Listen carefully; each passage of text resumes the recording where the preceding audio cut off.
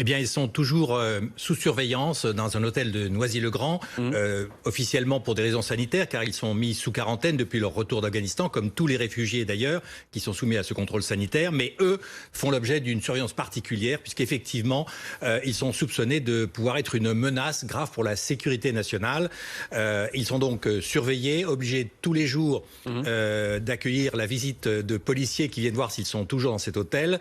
Et ces mesures vont durer pendant 3 mois. Le temps de vérifier un certain nombre d'informations, de s'assurer effectivement de leur situation et de voir si oui ou non ils représentent une menace, car l'un d'entre eux a en tout cas admis qu'il était membre des talibans. Et on sait qu'à Kaboul, il a été vu à un checkpoint avec une arme ainsi que son frère.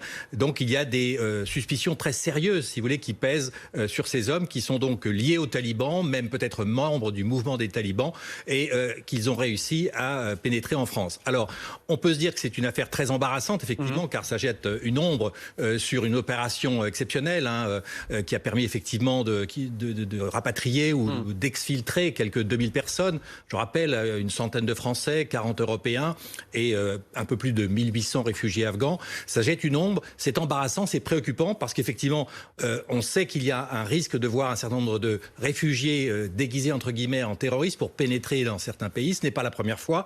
On se souvient de l'opération en Syrie, lorsqu'il y a eu ce million de réfugiés syriens qui sont arrivés en Europe, en Allemagne en particulier. Le risque, c'était qu'il y ait des terroristes parmi eux.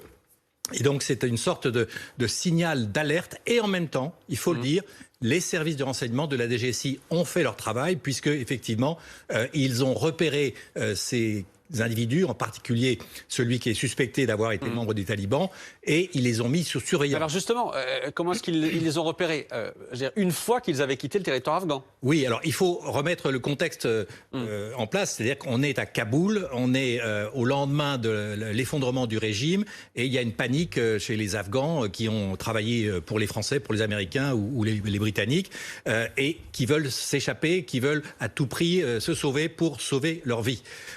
Dans ce contexte-là, l'ambassadeur de France à Kaboul, qui est maintenant installé au sein de l'aéroport, surveillé par les militaires américains, a pour rôle essentiel d'établir des listes de candidats à l'exil.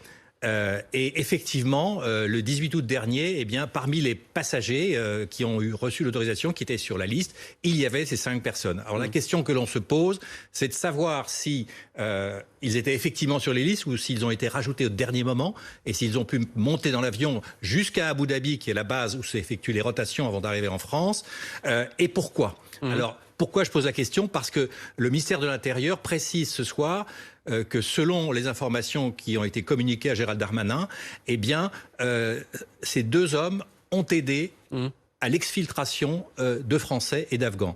Lorsque l'ambassade de France, la véritable ambassade, a été évacuée, lorsque les talibans ont pris le contrôle de Kaboul, le bâtiment de l'ambassade a été abandonné et l'ambassadeur s'est réfugié avec son équipe au sein de l'aéroport.